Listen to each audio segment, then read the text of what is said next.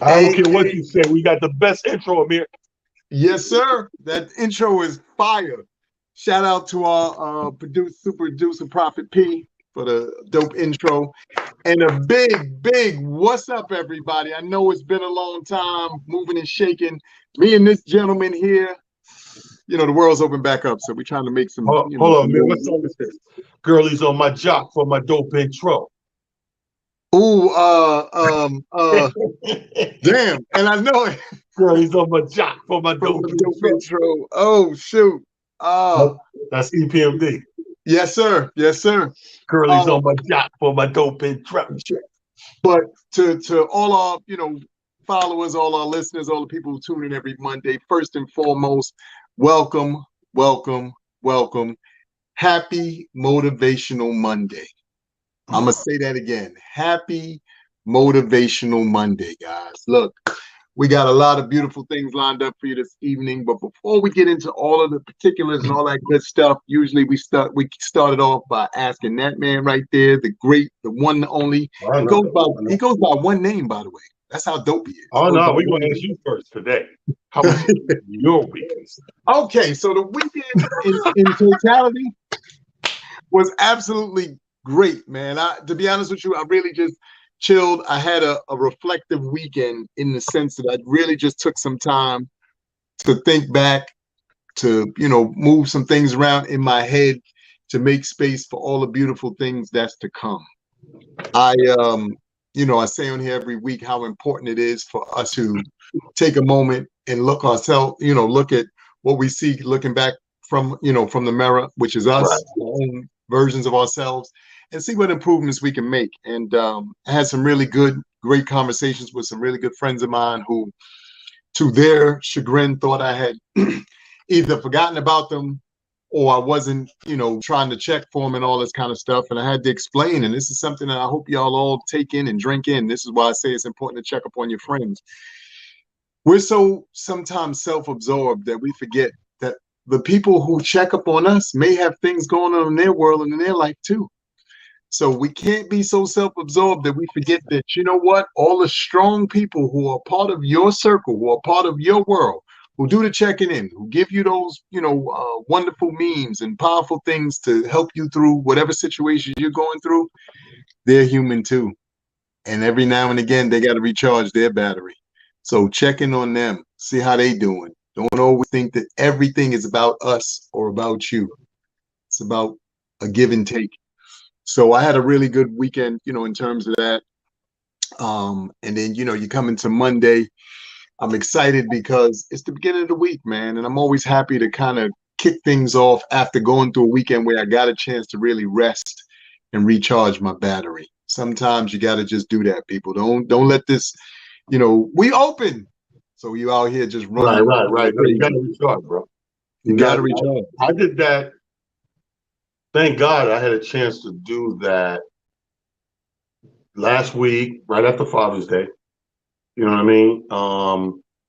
And kind of today, is a charge day. I thought I'd be home, but these flight situations is so crazy. You got to get real creative. Like I'm putting out fires with other shows I'm producing and who's supposed to be where and what and when. So anyway, that's a mess. But yeah, man, that recharging is real, bro. Like, yes, sir. I always say, like even one thing about my line of work, even if you forget to charge, your body will crash itself down. Shut off. It's like anything else. It'll shut down. It'll just shut off, and the fatigue is overwhelming. And when you're really tired, that you're too tired to fall asleep.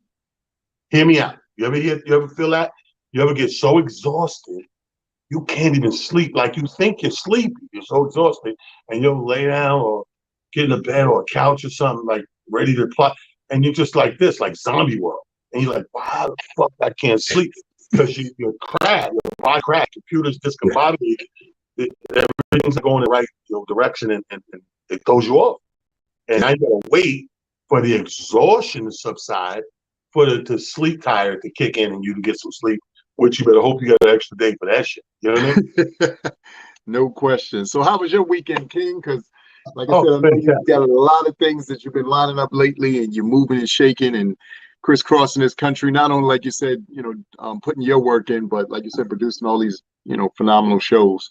Well, So I'll how tell was you your one weekend? thing. This weekend was very good. Again, like I said, one of those weekends where I couldn't wait to get to Sunday and Monday to recharge, and because tomorrow starts right back up again. So I was in Rochester doing my comedy takeover there Thursday night. Shout out to all the comedians came out. AG headlined it, did his thing, crushed it. Then had to go to Charlotte because we had shows in Gastonia, which is 30 minutes outside of Charlotte.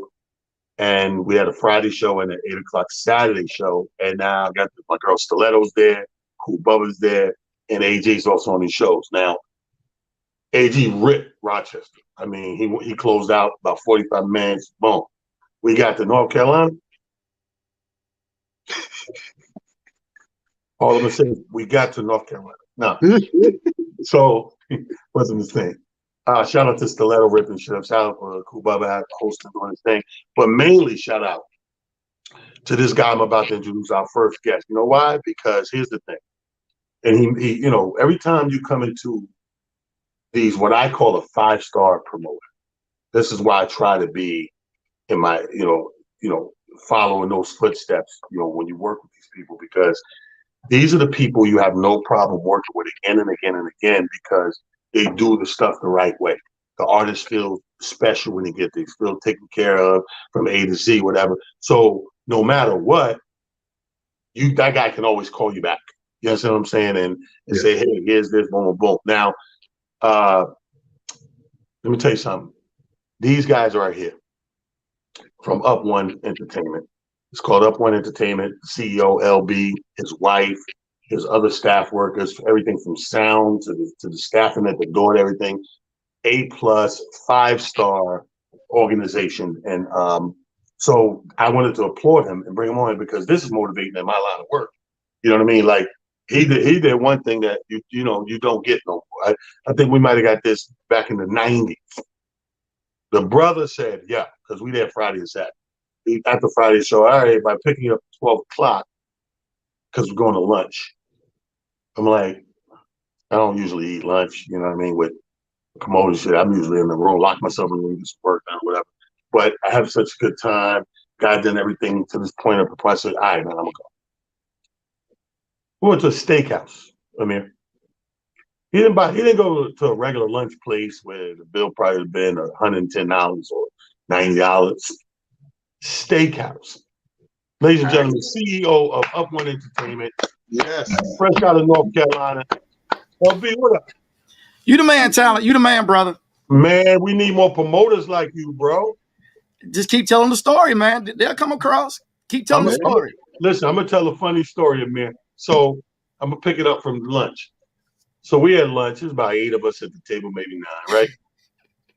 Now, everything you order on this menu is going to start about $40, right? This menu's so expensive. It got an appetizers. You know when something's going to be expensive when it says seasonal. So I said, let me get some celery and carrots with the sour cream. This nigga said, it's celery seasonal. I said, yeah, hold on. They trying to get it. So here's the thing. We're having a good time. He said, Steve, it's this drink I want to put you on to. And it's not even my type of drink, what I normally drink. But again, you be festive, when in Rome, ain't going to kill you to try this drink, right? So while we doing all this and advertise all that, the food comes, everybody's having a good time. Now, I've been raised a certain way. I was raised like this. Even if my shit wasn't perfect, it's the principle of this shit. I'm not saying shit. I'm not sending nothing back. I'm getting through this. Thank you very much, sir. I appreciate this lunch. So we got AG, and his staff worker, white people, like the 2 white people. So AG ordered wings. First of all, how hood is it of him to go to a steakhouse and order the wings. But that's another story. So anyway, he got 10 wings in front of him over here. He got 10 wings. He eats 8 ferociously. Gets to the last 2 wings. Like, Yes. oh, what the fuck? Like he starts talking. Oh, God. Everybody's like, oh, she's delicious, y'all. The last 2 wings are rubbery. The girl next to him, his staff worker, young lady says, yeah, mine's a little dry. My chicken's dry. They pulled the fucking staff over, bro. Now, me and him trying to act like we don't see this shit. This shit is taking a minute, bro. And then going back, and they dead serious. And I said, yo, y'all look like a married couple. Like, nah, man, it's the last 2 weeks. 2 weeks. How'd you feel at that point, bro? Yeah. Good. Yeah. Just what Tyler doing right now, this is what we had at lunch. He clowned the whole time. Honestly, I felt shameful for the other comedians. And then Cool Bubba was on the phone talking to the president the whole time. Oh my God. Woo. But yeah, I asked AG, I said, AG, now you mean to tell me 8 of them was good? It was just 2 that wasn't. Yo, put it this way: the bill started off at $6.75. By the time they got done with their 2 wings, a dry chicken, and his Coke without the lemons, I think we paid $2.50. But no, it was a stone cold blast. I bring that up because it stands out because so much has changed in the promotion game. I want to address this, and this was a breath of fresh air this weekend. I know, the turnout could have been better on your end, and this, that, the third. I know what it's like to be on the side of the gate. Friday night was very decent, very nice, and very festive. And then Saturday took a dip or whatever. But let me tell you how the game has changed over the years. The game has changed so much, and people don't know what to expect artist-wise when they go on the road so much. We've took a lot of power away from the promoter because of the fear of something going wrong. You know what I mean? So the old day was this. Amir, you're a promoter, you call me. LB, you call me in 96, 97. Hey, we want a book. You got blah, blah, blah. You would take care of whatever the fee is. You would take care of the flight. You would take care of the hotel. You would take care of the ground transport. You would, there might be a meal or 2 in there, some, whatever. It's gotten so raggedy, fast forward 20 years, that most entertainers like myself, we don't even allow that. So we don't want you booking our flight because, you get promoters that's trying to be so cheap. You're always on Spirit or Frontier where you got to pay $100 for a bag and it delays and uncomfortable, no first, all of these things. So we took that back, right? And then hotels, sometimes same thing. You're trying to save a nickel and dime here and there. So the hotel be a bad place, bad area, bad hotel, 2-star, whatever the case may be. So we started to do what we call these all-in deals and be like, okay, well, give me this X amount of money and just tell me what the thing is, and I'll do all my other stuff, and I'll get there, and all I need from you is ground transport. Mm-hmm.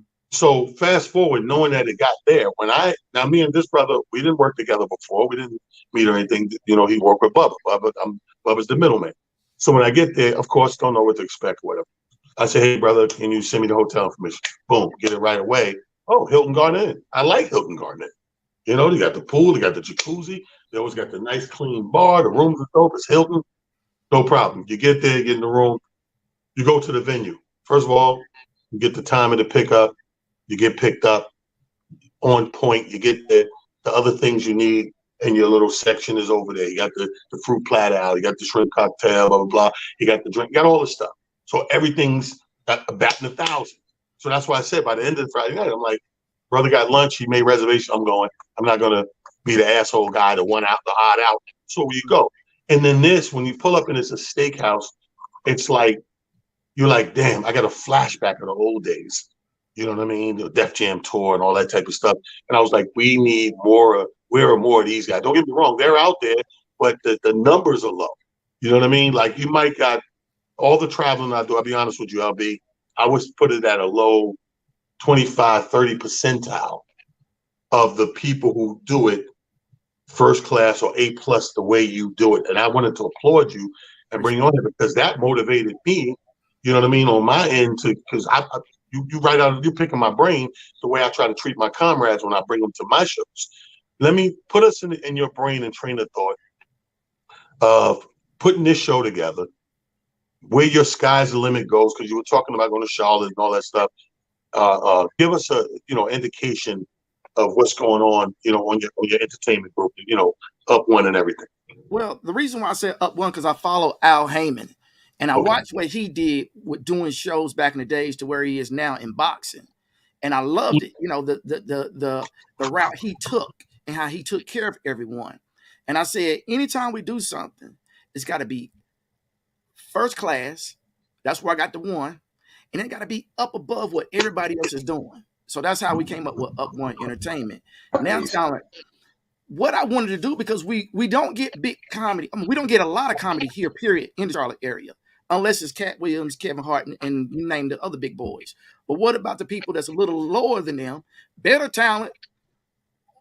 Like I said on my what's the name on my Instagram, these were the greatest of the greats that I had this weekend. But you guys don't get enough exposure in this area unless you're on a big ticket. So Right. I want to bring you guys, and I want to do more of that, bringing guys like you, Talent. I followed you back from the Def Jam, from those days, and that's how I really selected you. Say, because he was one that when I seen on Def Jam, I want to get to see him one day. I never got the chance until now, and I'm glad I met you the way I met you. Right. Yeah, Talent. It was. I wish I'd have had a hotel room there, because shit, man, Just the comedy alone, LB. Man, I tell you what, when I dropped him off at the airport, Pierre, I almost dropped a tear, man. I'm like, damn, my best buddy get ready to leave me again. Yeah. But you know what? So to your point, LB, just to follow up and piggyback on Talent's question, I understand you're in the promotion game. To your estimation, how have you seen that game change in ways that are either good or bad, which is why you operate from the space and, in the headspace that you do? Because, obviously as a promoter, you have competition or you have other, people who do what you do, but I'm sure you've either been to some of their events or you've been around and, saw what they're capable or not capable of. And how is that, like you said, really affected, where you, bring your game to where it is? It's a big difference, because when you're battling against other comedy spots, like the Comedy Zone here in Charlotte, their customers come every week for comedy, nothing else, just comedy. Where with what I do, I do an R&B show, I'll do a jazz show, do a comedy show. I'm doing something totally different, not at a facility that's known for comedy. So it's hard to bring people like Talent, Stiletto, Cool B, AG in, and people don't really know them unless they follow them from way back in the days. Right.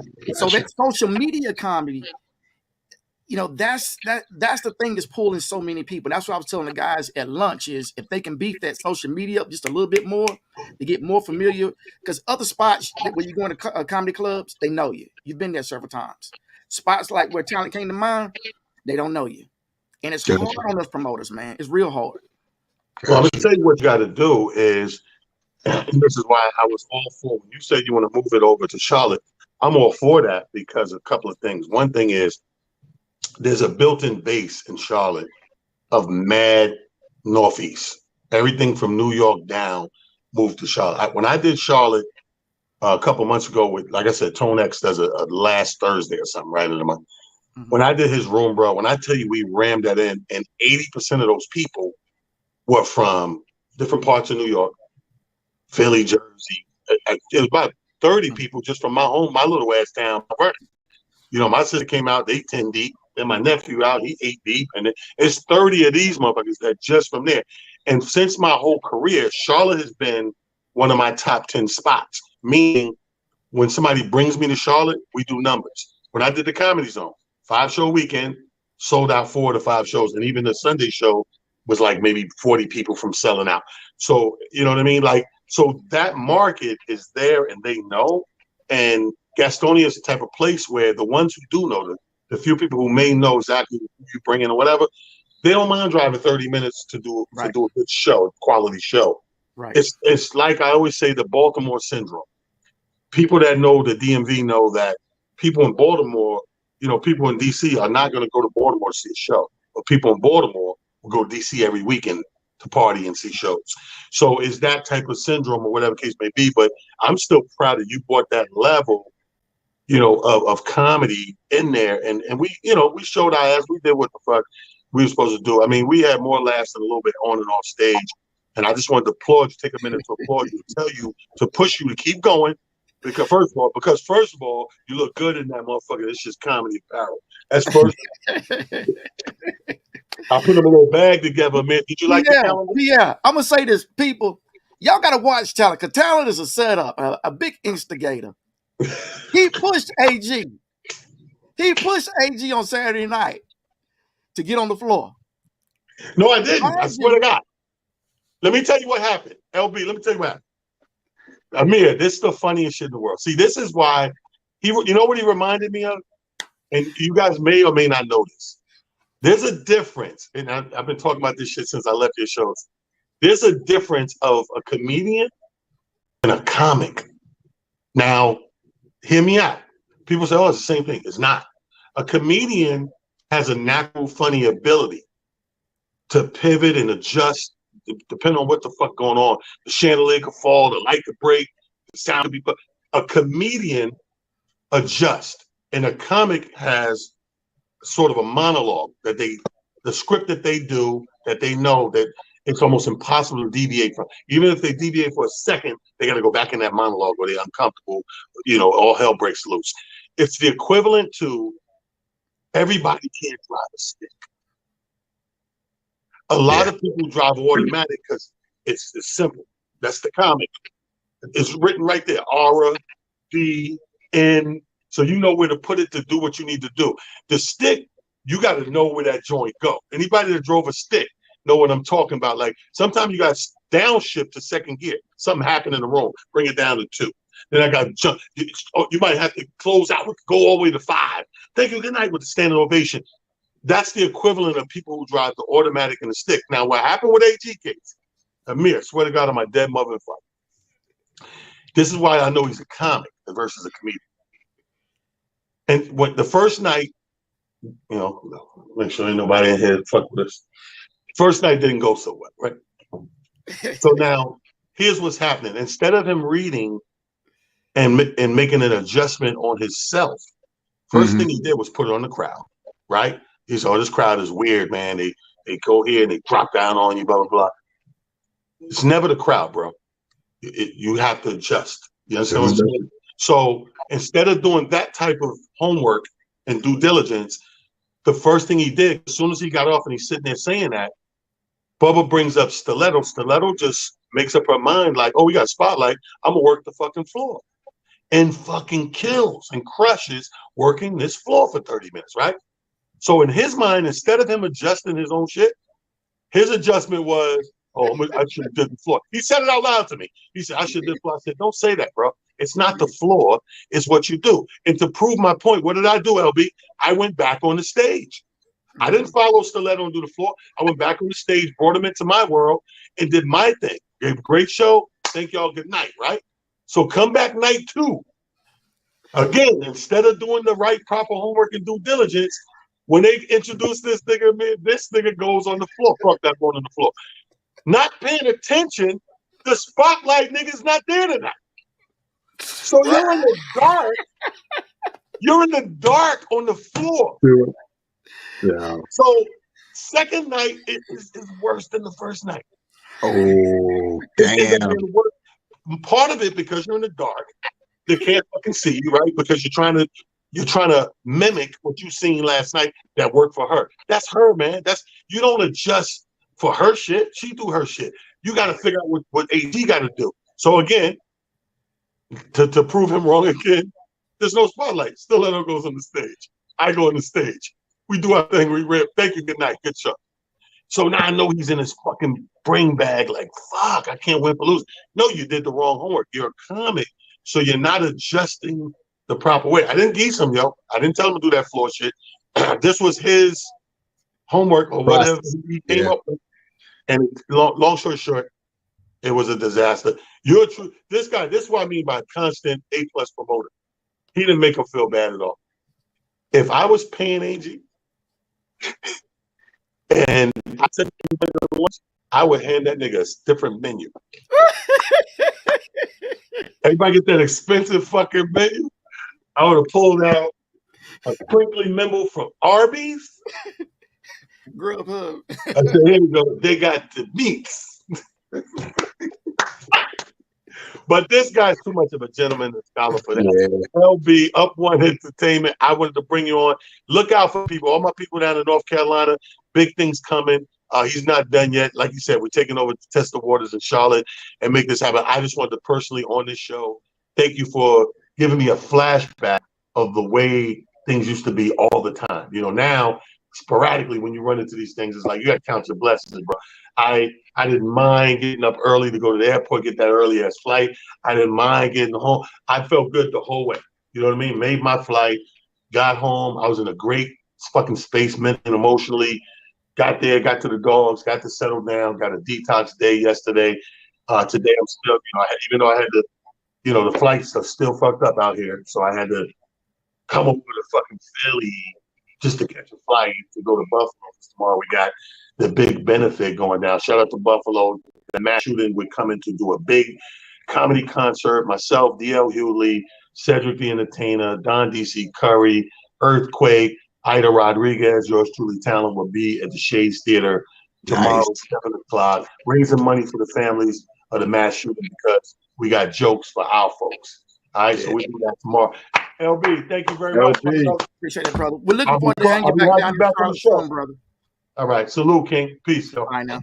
All right, have a great one, LB. Yeah, that's my dude right there. A+, first class. And it's sad, but there was a time where, we took that for granted. It was just everything was dope all the time, everywhere. And then it became a time where the more and more, I hate to see it, like, people want to take that entrepreneurial leap and want to become promoters. Let me say this to all you guys out here and girls out here who think, I want to throw some shows, I want to promote. Ain't nothing wrong with that. However, please do your due diligence. Do things the right way. Don't what we call nigga business. Don't nigga business it. Don't chip it piece by piece. Have your ducks in a row. Do your due diligence. Know what you're doing. This guy right here, you're doing 2 nights for him, but you was paid in full halfway through the movie. At the end of the first night, everybody had this shit. You in your hotel, you got your money, boom, boom. All you got to do is be ready for pickup tomorrow, do it all over again, game over. Nice. A lot of motherfuckers, Amir, you'd be surprised how many niggas hold on to your money to the very, very last, trying to find something to deduct. You sat down. What? You sat down. I got to take $100.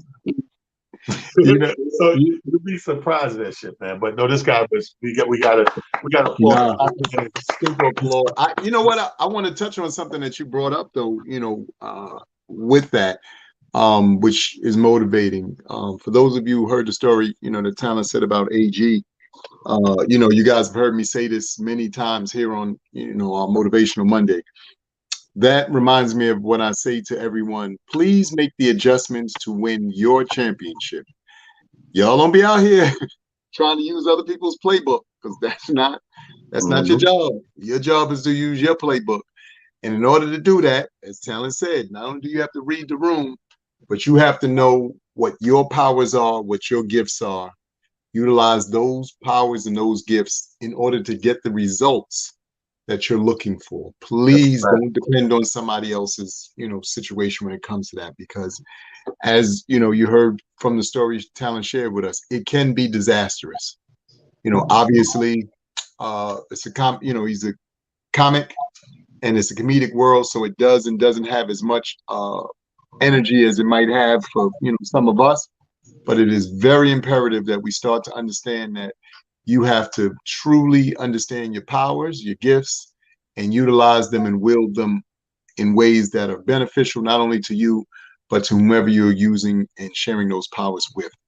So I thought that was a real important point to make, piggybacking off of what you shared with that story. So, absolutely, absolutely, man. Applaud that, brother, man. And so let's shift gears. Here's the funny thing. So obviously, the biggest thing in the news is Roe versus Wade overturning the abortion thing, and I was laughing yesterday having a drink with Rick in the bar, and I'm like, everybody's in the uproar. I'm like, it ain't bad news for everybody. You know, it's good news for the gold digger. So that's a true story. The gold digger, you got to keep this thing. You can't, you can't even hit him with the, get rid of this baby. No. You, the law. Yeah. So I think that's funny. But here's my theory. Let me throw it out there. I'm gonna throw my theory out there because I think that there's a couple of things going on here, and this is what a lot of people don't know. And you can go back and check this, fact check this, people. People are in shock, and I don't know why they're in shock. If you go back to the debates with Hillary Clinton and Donald Trump, he was asked a question about, okay, you guys, whoever's elected, you have the power to nominate and bring in these Supreme Court judges. What type of judge would you bring in XYZ? And Donald Trump said, without stuttering, clear, verbatim, well, the judges that I bring in are going to be pro-life. Listen to that. He said, the judges that I nominate and bring in will be pro-life. First and foremost, they will be pro-life. People ain't been keeping tab because we tap in and out as Black people, as minorities when it comes to politics, but I'll get the tab for you. This president brought in 3 justices in his little one term. I've known motherfuckers that had 2 terms, they ain't bringing 1. This motherfucker brought in 3 in 1 short 4-year term. Now, if you do the numbers, take away those 3, you have a split house in the Supreme Court. You have 3 for, 3 against. But guess what? Those 3 he brought in makes it 6-3 now. And this is how this happened. Just give people little facts that may or may not didn't know. You know what I mean? To get political, whatever, when everybody stays motivated, but just a little fact. Now, going back to the realm of comedy, right? I had a chance. I spoke to you off air. You didn't have a chance to watch these couple of things. But one of the things I had a chance to watch day before yesterday was Snoop Dogg has a comedy special from, Netflix is a dope festival that they filmed and put on Netflix called, Snoop Dogg Fucking Around Comedy Special. And shout out to Snoop Dogg. Anybody that does anything comedy, use their likeness and their power, do that. You ain't nothing but helping the game. Thank you. Love you. Boom. Thanks for shining a light on this thing that we do. Now, people that didn't see it, let me paint the picture for you. It was kind of like a comedy special / late night talk show, the way he had it set up. Snoop comes out in the beginning. He's talking to the crowd. He's playing a couple of music with DJ Pool. Then he goes over to this sitting area with the couches. A couple of chicks over there, dudes. They sit down. They smoking weed. They drinking, and they're introducing one by one. They got 6 comedians that we all know. 6 named comedians, I like to say. So, comedian number 1 is Cat Williams. You got Cat. You got Melanie Camacho. You got D. Ray Davis. You got Donnell Rollins. You got Mike Epps, and you got Guy Torrey. Those are the 6. Now, I'm not going to go into the names because they're all friends. So I don't want to get into that shit. But I would say that made me laugh. 3 out of those 6 had what I would call a good set, But it was a great thing for the culture and for the game. So if you haven't seen it, it's not a horrible thing. I always say with something horrible, I tell you. But it's worth the watch. It's good for the game, more importantly. And I like that everybody came out there. And, after you do your set, Amir, you go and sit down on the couch with them, and they talk about how they met and crossed paths or whatever. So I thought it was dope. You know what I mean? You got to watch it when you get a chance. You know what I mean? Yes. Any programming you had a chance to watch? Yeah. Since the last week did our Motivational Monday, I watched the Netflix one you suggested with Adam Sandler, Hustle. And boy, oh boy, was that a dandy. I try to tell people, like, it's funny. We do our sports talk show. I've had the opportunity to do a sports talk show with you guys from time to time. And, you really take into consideration all that we do has some sort of sport energy to it, life just in general. Because not that you're in competition with anybody other than yourself, but the idea of, as I stated a little while earlier, just winning your championship requires to something else that you touched on earlier, making moves and or making adjustments so that in the final analysis, you come out with the win and or the end result that you're looking for. And after watching Hustle, man, I was blown away, not only by the amount of NBA players who made cameos, but just honestly the energy and the thought behind the documentary or behind the movie, and how it really should empower and impact anybody who has an opportunity to watch it. It was just so well done.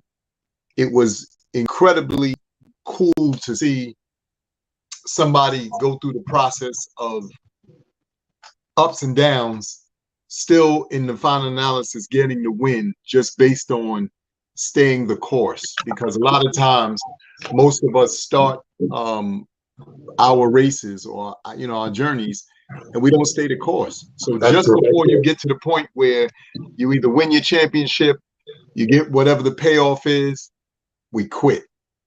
And a lot of times that's really where it goes left for everybody. And it's unfortunate that we don't understand that it's the stay in the course, it's the belief, it's the knowing what you know. Because sometimes even the people in your circles or the people in or around you, they're not always able to have the same vision that you have when it comes to specific things. So you have to know that even though your friends, even though your family, even though your coworkers, even though the people in your circle can't see what you see, that does not mean that you give up on your dream or give up on whatever it is you see as your end game, because you know what you see. And trust and believe, after you get that goal or whatever the prize is, trust me, those same people will be right behind you with the cheering and the clapping and everything else. And it's unfortunate that as a community in general, that's what we do. Because if we understood that, as my mom says, a rising tide allows all boats to rise. If we utilize that as our mantra or one of our mantras, we do so much better, and we be able to get so much more done, because we'd be helping each other. It's not, oh, I'm only helping this one, I'm only helping that one. It's helping everybody. Because let me say this, my mom said the same shit. That's crazy. But it's crazy how, you know what I mean? That's the culture. I love the movie. You're right. It did give a sense of motivation.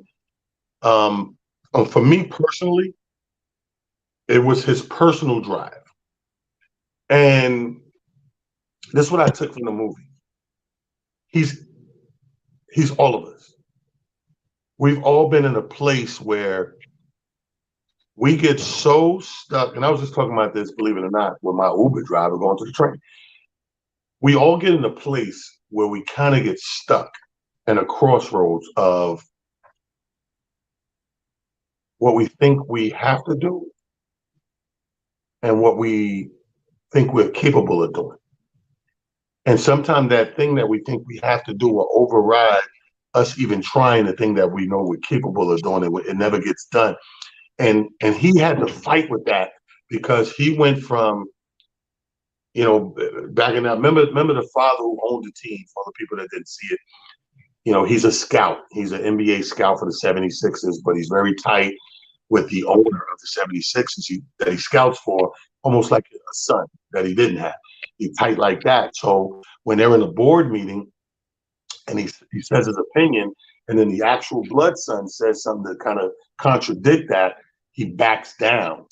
And then the father comes and grabs him and puts him in the car, have a meeting with him, was like, why did you back down? And he was like, well, I ain't want no trouble. That's your son. Blah, blah, blah. He was like, I don't give a fuck.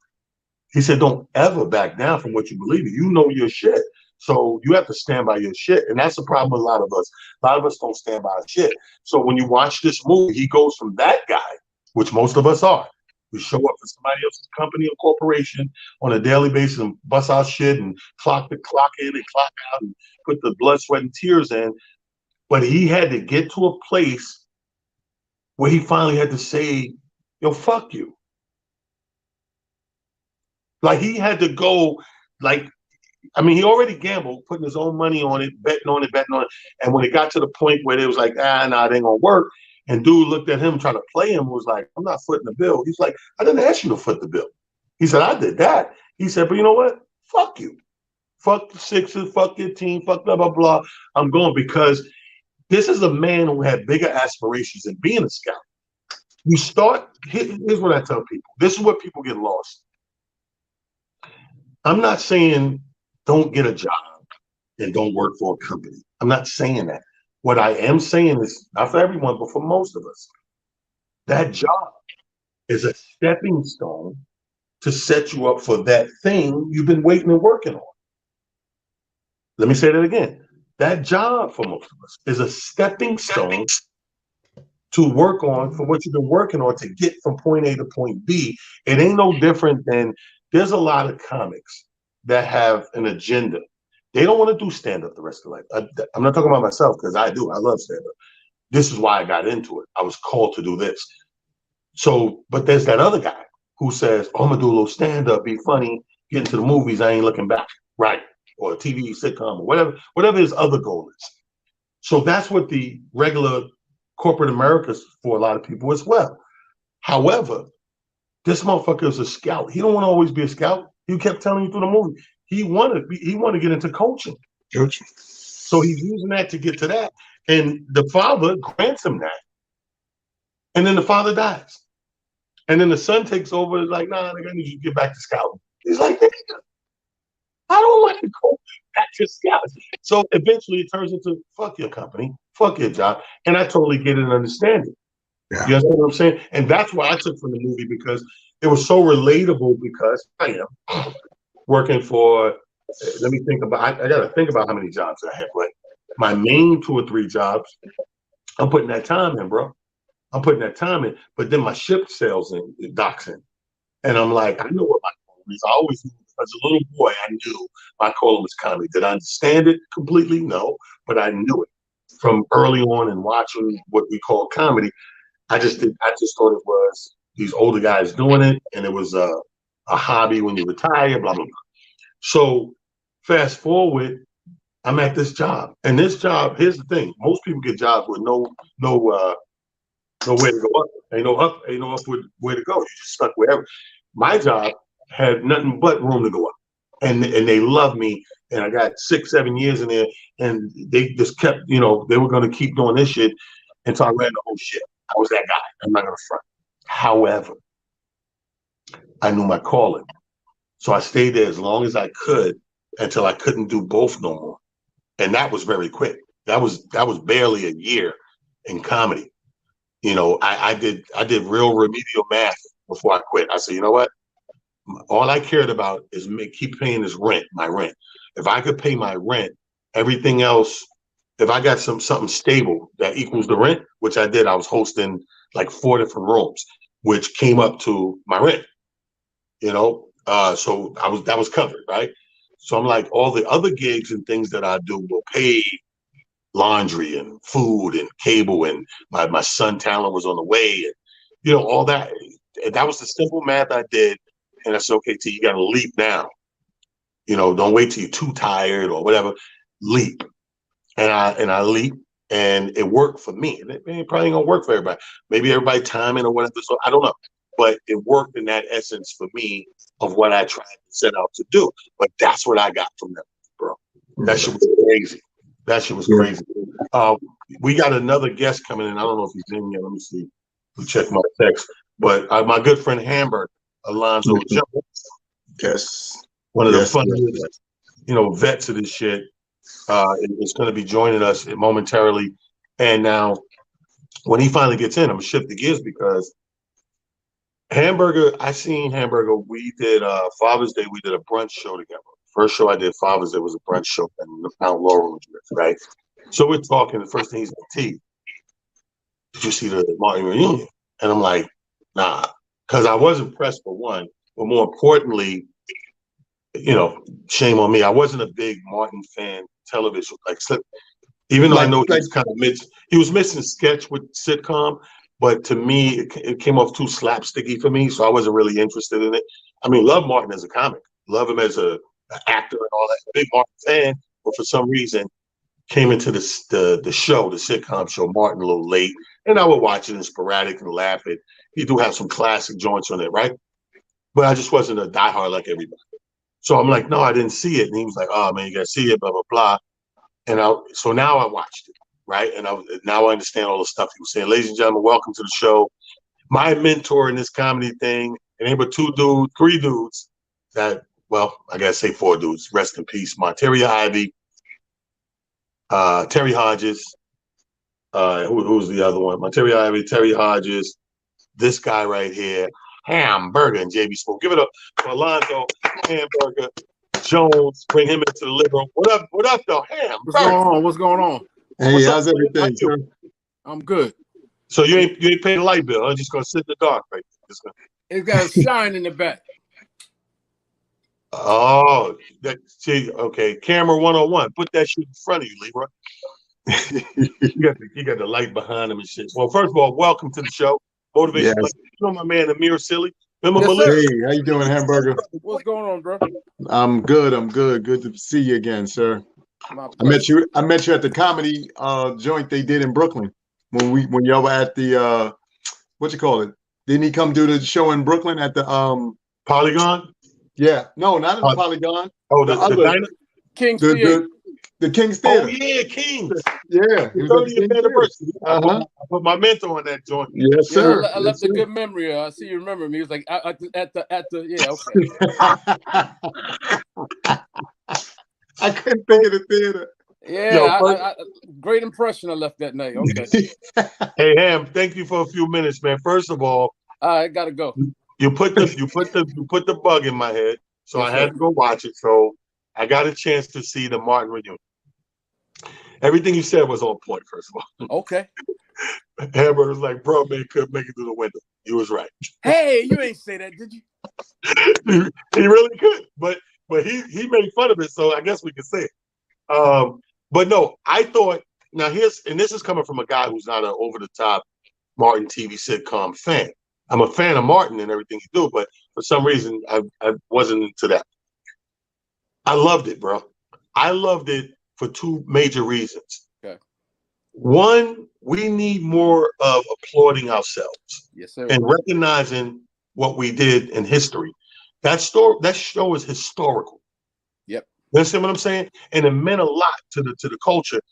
And for them to come back and go over it and recognize what they did for the culture blows me away, first of all.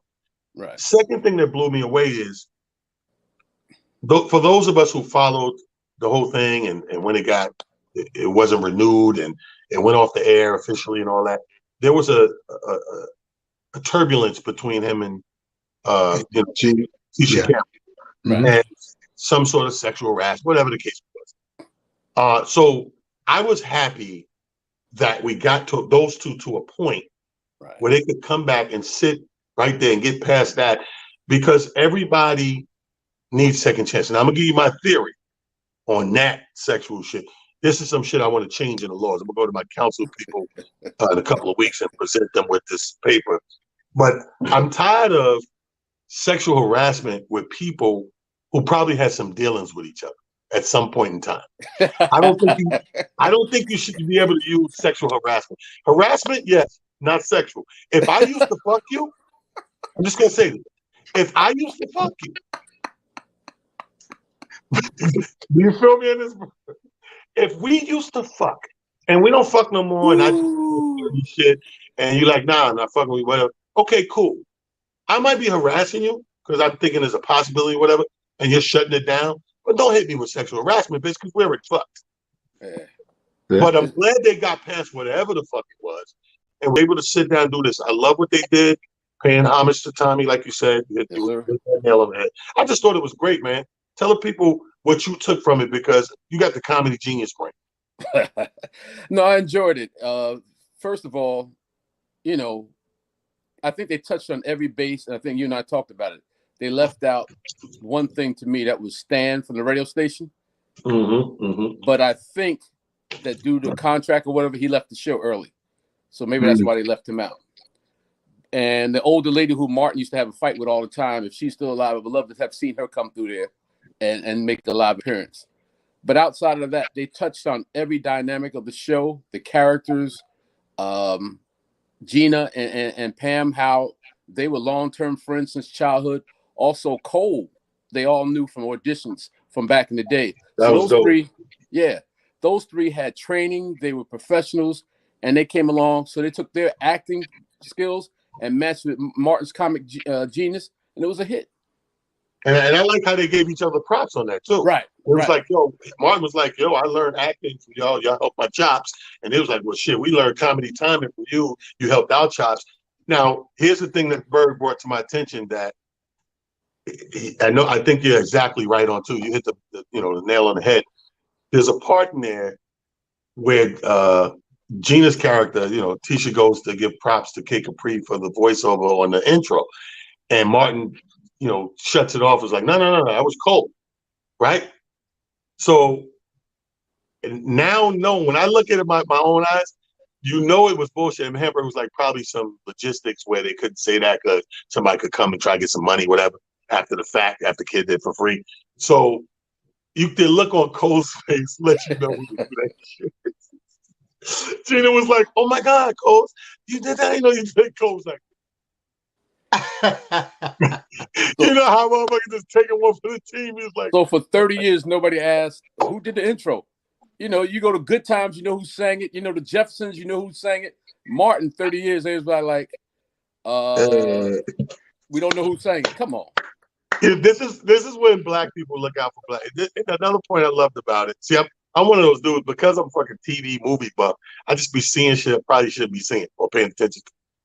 And I loved it because I was like, this is black people looking out, respecting how we look, right? Making sure we look good. So they bring in our favorite character of all time, Florence, for the Jeffersons. Now, first of all, I had the honor of doing her birthday with the New York Kings before COVID.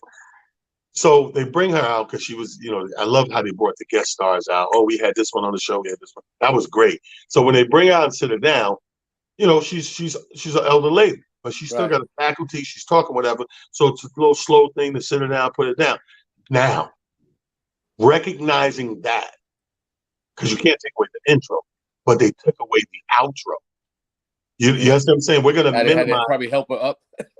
Yeah, and we're not going to show shit because I don't care how long it took or whatever to get you out here. We're looking out for us. Right. You know what I mean? And I like little shit like that stands out to me. But like you said, I agree with everything you said, Hammer. Also give props to Afion. I think he did a great job hosting because he didn't come out too comedic. He wasn't too funny. He played the role right. He asked the questions and laid back and let them do what they had to do. I like Afion, man. Afion, he got levels to his shit, and I like that. Like, remember, he started out the dancing and that. This motherfucker was doing backflips and spins and windmills and the next thing you know, what's up? Nigga had jokes. You know what I'm saying? So shout out to him and applaud to him as well. But no, I just wanted to bring you on and talk about that because when I watched, I said, damn, this motherfucker hit, just describing it to me, he was hitting the nail on the head 5 times. So when I sat down watching it, I was like, this is really good. Because if I think it's really good, and I'm not even follow the show, you got people that follow the show that know verbatim, word for word, the episode. I'm not that guy. And I still enjoyed it. And took a lot of positivity from, and kudos to them, man. You know what I mean? And I had a good chance to work with Martin, good chance to work with, Carl Payne over and over again. And I just thought it was some dope shit. You know what I mean? So thanks for putting me on to that, my brother. And you ain't work with Rich? Yeah, but I'm talking about the main, character. The main. Okay. We work with everybody. We work with Tracy, Hustle Man. We work with Bruh Man, all those people that came and go. I mean, there are a lot of people on that show. When they was going through the episodes, Tommy Davis, like we work with all those guys. I'm trying to get Tommy to come on be Wednesday. I like the way they showed how Tommy improvised that little Vernell piece. That was amazing, man. And how many times Martin broke character. My funny part was when Martin comes out and starts sing battling Jodeci. Yeah. Jodeci. And when they say like they didn't let them know they was gonna do that, so that made it even more funny. It was a real battle, right? You think you have to Martin fucking up your show, and you're like, "Oh man, But now I it made you go back and watch all these scenes and say, yo, Oh man, and really enjoy it. I tell you one thing, I will watch more episodes in syndication now that because there's some things in there that I gotta see this, I gotta see that. Thank you, brother. Tell the people your social media handle, man, and where they can find you. What you got coming next? What's your next show? Instagram, comedian Hamburger. This Friday I'll be in Louisville, Kentucky. And then Sunday I'm off to King's Dominion. They got an outdoor theater there. And I'll be there with Shucky Ducky and Chris Thomas and a few others. And then next week, I'm in Cleveland, Ohio. You know anything about that? I heard they got a Def Comedy Jam reunion in Cleveland for 5 shows at the Improv, the Cleveland Improv. I think it's you, it's Mike Brooks, it's Bruh Man, is Chris Thomas, Angus Black is hosting. It's crazy. Who the other dude? Oh shit, I'm on it. Yes, sir. Ladies and gentlemen, my good friend, brother Silly, let me tell you about this dude, man. We had a show. Thank you, man. Salute you. Thank you, man. That's my man, Hamburger. Alonzo Jones, man. Look, brother, like I said, Amir, 4 guys I consider mentors are getting me going in the right direction. Terry Ivy, not in that order, but obviously first it would be JB Smooth, first guy to put me on stage. Hamburger, who I seen in that room at the Lady I, 241st Street, White Plains Road. Yeah. I remember looking at Hamburger Franz in Sky and Carlton and be like, that's what I knew I was funny, like just off the cuff and snapping. I was like, that's it. I gotta learn. And instant mentor. And you got, the other 2 is Terry Hodges. The other one, Terry Hodges. So those 4 guys made it happen for me. But you get a chance, you have to watch that because it's nothing but come out that. You know what I mean? And the way they didn't have a problem talking about each other and complimenting each other and all that. And that's what we got to get to, people. The biggest thing you take away from that, if him and Tisha could sit down after all the turmoil, because you got to realize that cost the show, bro. It did. It really did. With syndication, nice syndication purse, but that ended the show way before it probably was ready to end. That's a Friends or a Seinfeld. That's a 10 season. 10 year. Yeah. They did 100 and some episodes, 5 seasons.